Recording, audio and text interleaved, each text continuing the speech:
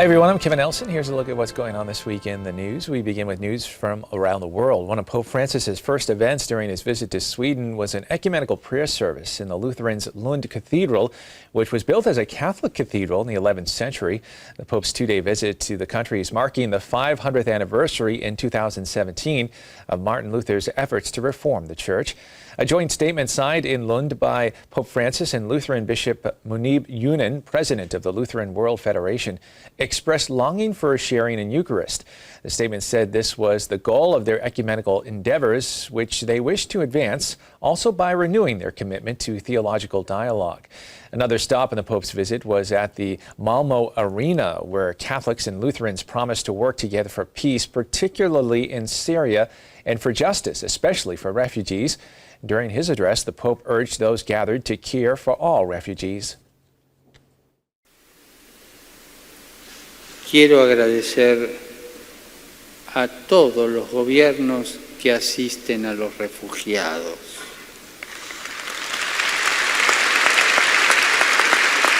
A todos los gobiernos que asisten a los desplazados y a los que solicitan asilo, porque todas las acciones en favor de esas personas que tienen necesidad de protección representan un gran gesto de solidaridad y de reconocimiento de su dignidad. Para nosotros cristianos es una prioridad salir al encuentro de los desechados, porque son desechados de su patria, de los marginados de nuestro mundo, y hacer palpable la ternura y el amor misericordioso de Dios, que no descarta a nadie, sino que a todos acoge. A nosotros, cristianos, hoy se nos pide protagonizar la revolución de la ternura.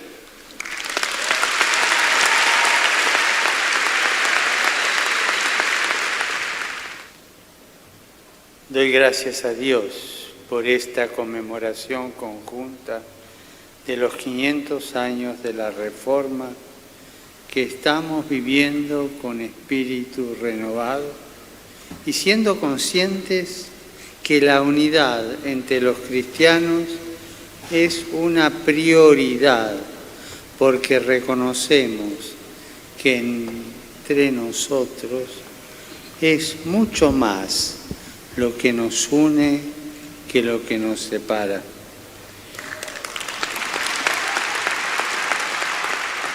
A centerpiece of the Malmö event was the signing of a declaration of intent by the heads of Caritas Internationalis, the Vatican-based Confederation of Catholic Charities, and the Lutheran World Federation's World Service.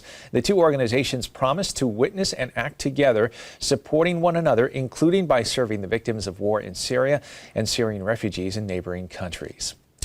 In news from around the world, in news from around the country, that is, in a recent vote of 41-28 with 5 abstentions, New Jersey lawmakers passed the measure known as the Aid in Dying for the Terminally Ill Act. The bill now goes to the state Senate. The bill, if passed, would allow terminally ill patients to self-administer medications to end their lives. A patient must have a prognosis of 6 months or less to live to request and be prescribed medication under the bill. A similar measure is currently pending in the D.C. Council. The Colorado voters, that is, will decide if assisted suicide should be allowed in their state on November 8th as well. Currently, assisted suicide is legal in 5 states: Vermont, Montana, Oregon, Washington, and California. The state of California also just issued a regulation that will allow people with mental illness who have been hospitalized to request physician-assisted suicide. More news now from around the world. CEO of Catholic Relief Services, Dr. Carolyn Wu, who will be finishing up her 5-year term as head of the organization at the end of 2016, talked with Catholic News Service recently about the refugee crisis, saying the world is at best ambivalent about how to deal with refugees.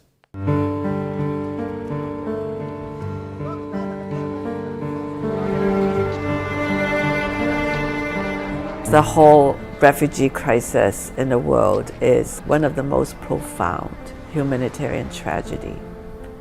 The tragedy is that we have as many as we do, which exceeds the number of refugees in World War II. We now have 65 million refugees. World War II, 40 million. So we're really dealing with 65 million, half of them are under the age of 18 in the world with no place to go.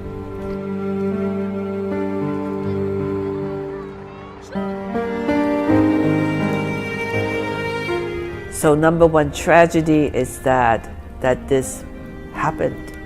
Number two tragedy is that the world is at best ambivalent about how to step up to this problem. I think the world right now is not as welcoming as it can be for several reasons.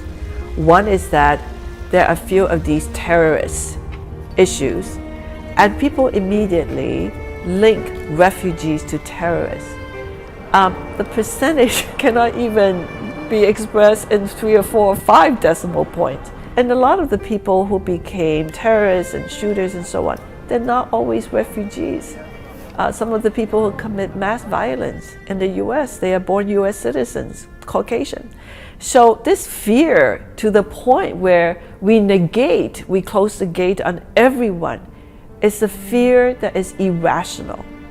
You know, and I could imagine these random shootings, these mass shootings, people who could make bombs will scare us. But on the other hand, we cannot be scared to the point of giving up all of our rationality and what is most human about us.